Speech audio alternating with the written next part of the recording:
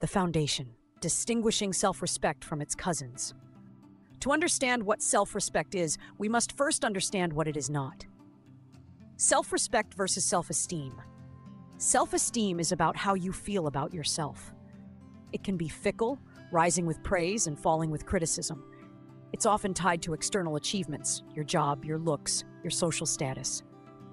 Self-respect is about how you act towards yourself. It is a measure of your character.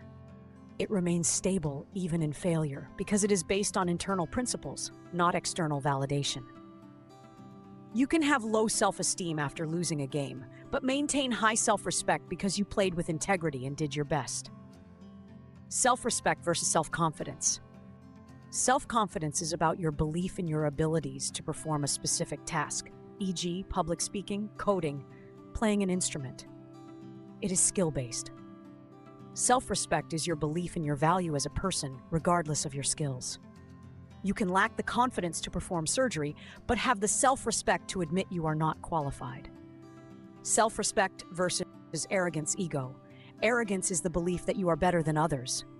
It is competitive and comparative. It needs an audience. Self-respect is the quiet, internal knowledge that you are enough as you are. It is non-comparative and deeply personal. It requires no audience. Part 2. The core pillars of self-respect. Self-respect is built upon several foundational pillars. Neglecting any one of them weakens the entire structure. 1. Integrity. The private victory. This is the cornerstone. Integrity is the alignment of your actions with your values. It's about keeping the promises you make to yourself. In practice, if you decide to wake up early to exercise, you do it, even when no one is watching. If you believe in honesty, you don't lie, even when it's convenient. Each time you honor your word to yourself, you build a layer of trust in your own character. This is what the writer Joan Didion called that inward cool, that sacredness of mind. 2. Self-knowledge and authenticity. You cannot respect a stranger. You cannot respect a person you do not know. This applies to yourself as well. In practice, this involves introspection. What are your core values? What are your non-negotiables? What are your strengths? And just as importantly, your weaknesses.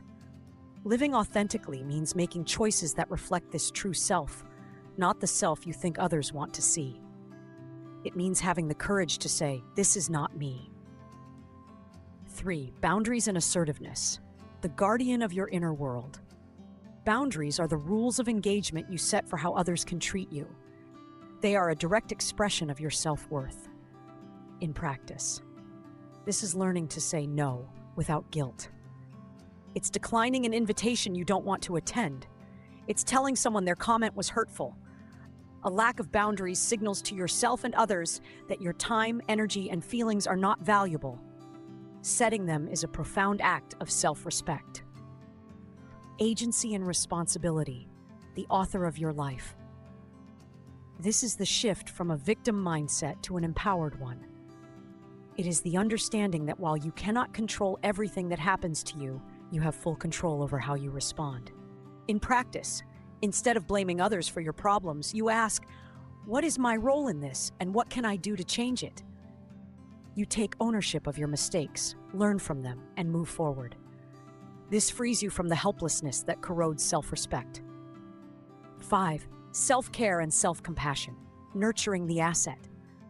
You cannot respect something you neglect or abuse. Self-care is not about indulgence.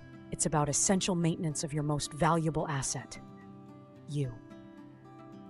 In practice, this includes physical care, sleep, nutrition, movement, mental care, managing stress, learning, disconnecting, and emotional care. A crucial part of this is self-compassion, treating yourself with the same kindness you would offer a good friend when you fail or make a mistake. You stop the harsh inner critic and replace it with understanding and encouragement. Part 3. The art, how to practice and cultivate it. This is where the theory becomes a tangible daily practice. Stop seeking external validation. Make decisions based on your own internal compass, not on the potential for likes, praise, or approval. The need for constant validation is a sign that you don't yet trust your own worth. Choose your company wisely. You are the average of the 5 people you spend the most time with. Surround yourself with people who respect you, challenge you, and reflect the values you aspire to. Distance yourself from those who consistently belittle or drain you. Invest in yourself. Spend your time and resources on things that enrich your mind and soul. Read books, learn a new skill, travel, or engage in hobbies that you love. This sends a powerful message to your subconscious: I am worth investing in. Forgive yourself. Holding on to past mistakes is a form of self-punishment that erodes respect. Acknowledge the error, learn the lesson, and let it go.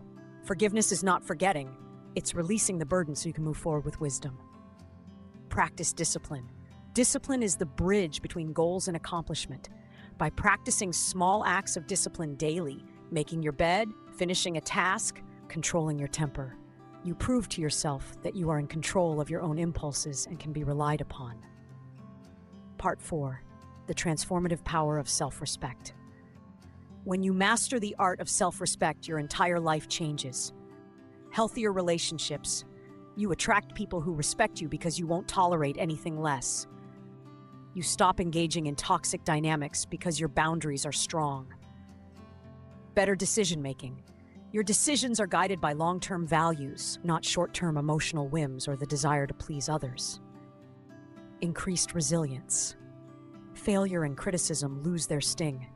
They become data points for learning, not verdicts on your worth. You bounce back faster because your core value is unshaken. Inner peace. The frantic need for external approval vanishes. It is replaced by a quiet, steady confidence that comes from within.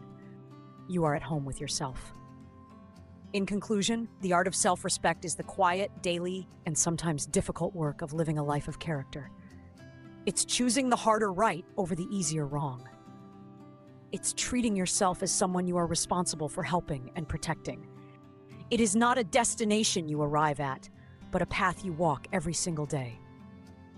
And it is, without a doubt, one of the most profound and worthwhile arts you can ever hope to master.